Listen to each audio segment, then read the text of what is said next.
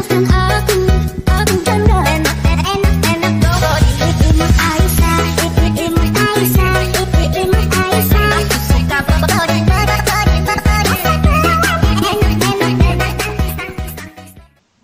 halo teman-teman semuanya, kembali lagi dengan saya Brahma IT Expert. Di sini kita akan melanjutkan materi tentang DHCP dan ARP. Oke, di sini ada DHCP konsep. Jadi DHCP memiliki kepanjangan yaitu Dynamic Host Configuration Protocol. Yang artinya dynamic itu adalah otomatis ya teman-teman. Lalu DHCP merupakan service yang digunakan untuk mempermudah distribusi IP address dalam suatu jaringan atau otomatis.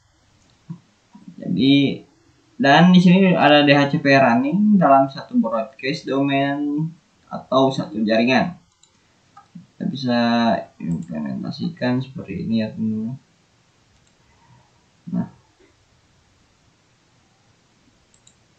Nah, ketika PC1 ya teman-teman, ya PC1 ingin mengirim ke semua klien ini, maka PC1 itu mengirimnya melalui broadcast domain ya teman-teman. Waktu itu kita sudah membahas unicast, multicast, dan broadcast. Nah, jadi PC1 itu pasti ingin mengirim ke semua klien itu pasti melalui switch, lalu router. Nah, si router ini akan mengirim pesan ke semua klien yaitu V1, 2, 3, 4, dan 5 ya teman-teman. Jadi ini adalah yang dinamakan broadcast domain ya teman-teman. Jadi seperti itu. Oke teman-teman, kita lanjut. Nah, di sini terdapat 3 jenis tipe pada DHCP. Yang ke-1 ada DHCP server sebagai penyedia layanan DHCP ke klien. Yang kedua ada DHCP klien sebagai penerima layanan DHCP dari server. Lalu ada yang ketiga DHCP relay penghubung layanan DHCP server ke klien. Oke, kita akan bahas. Jadi DHCP server itu misalkan si ISP menjadi DHCP server.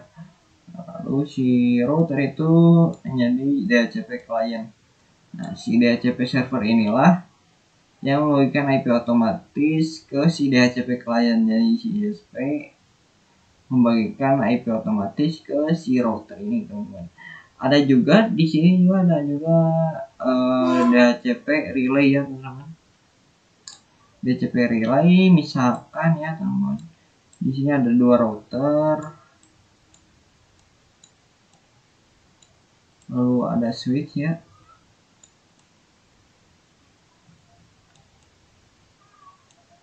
Lalu di sini ada PC ya.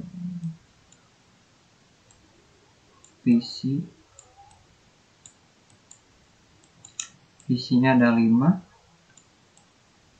Nah, kita mengimplementasikan misalkan si PC ini ya, PC ke-1 misalkan. Nah, PC ini ingin mendapatkan IP otomatis, tetapi untuk DHCP servernya misalkan si router, yaitu si router yang ini teman-teman. Nah, maka si PC1 itu bisa melewati switch ya, lalu ke router. Dari router ini ke router ini ya teman-teman, yang dinamakan relay ya teman-teman. Nah, maka otomatis si router ini tuh pasti ke router lagi, ke switch lagi, lalu mendapatkan IP otomatis dari si mikrotik ini ya teman-teman. Jadi seperti itu cara mudahnya ya teman-teman. Oke, kita lanjut. Oke, ini ada DHCP cara kerja ya teman-teman. Di sini cara kerja DHCP bisa disebut dengan proses DORA. Nah, pada video sebelumnya kita sudah mengetik DORA ya pada VVC1 ke DHCP server ya, dengan mematikan IP DHCP. Nah, DORA itu adalah discover, offer, request, dan egg. Nah, misalkan di sini DHCP client. Yang ke satu itu discover.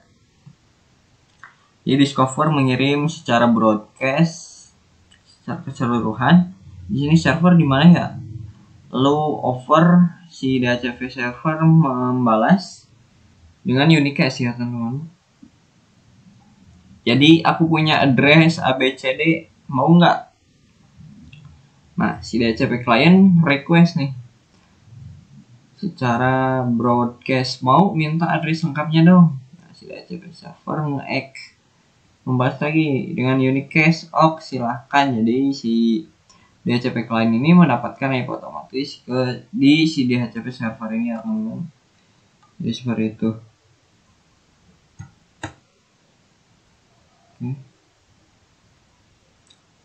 Oke, di sini juga ada ini ya teman-teman. Nah, ini ada DHCP tipe. Nah, DHCP server penyedia layanan full IP.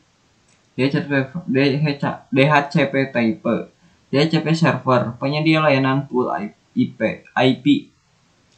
Jadi ini adalah full IP, ini adalah penyedia layanan full IP, misalkan dari range 1 sampai berapa.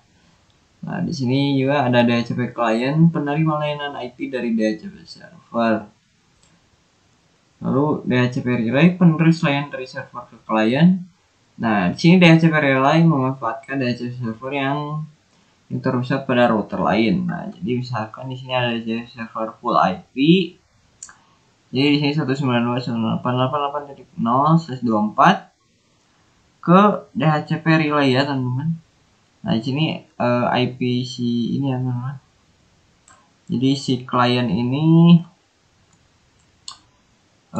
si routernya itu di sini ya teman-teman.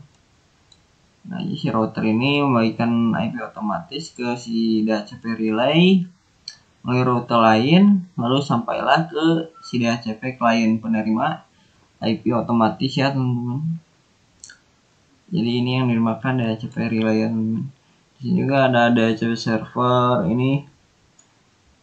Jadi DHCP server penerima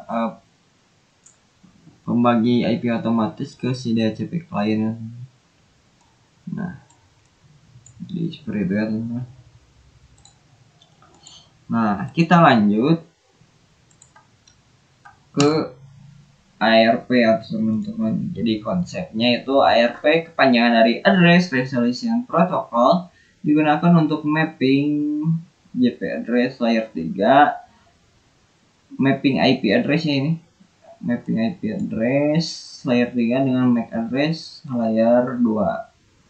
Untuk menghubungkan kedua device, informasi ARP keduanya harus saling memiliki. ARP bekerja secara dynamic, otomatis. Semua interface memancarkan ARP enable dapat juga dikonfigurasikan secara manual atau static ARP. Jadi kita misalkan ya di sini Chrome. Nah, di sini misalkan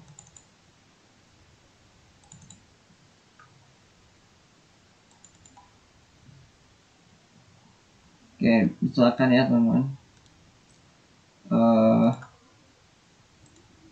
kan di Winbox itu ada ARP ya teman-teman, IP lalu ke ARP.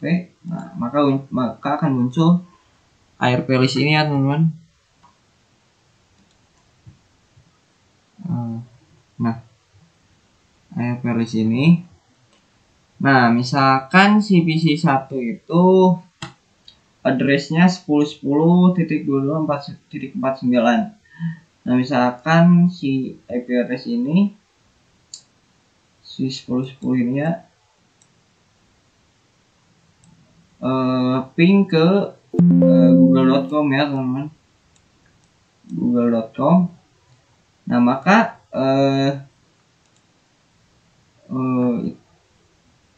si aktivitas si IP 10.10 itu akan terlist di sini ya teman-teman, di ARP list ini ya teman-teman. Lalu ada 192.168 ping juga ke google.com lagi ya teman-teman, ping ke google.com. Maka si IP 192.168 itu akan terlist di AirPLS ini ya teman-teman. Jadi seperti itu AirPLS ya teman-teman.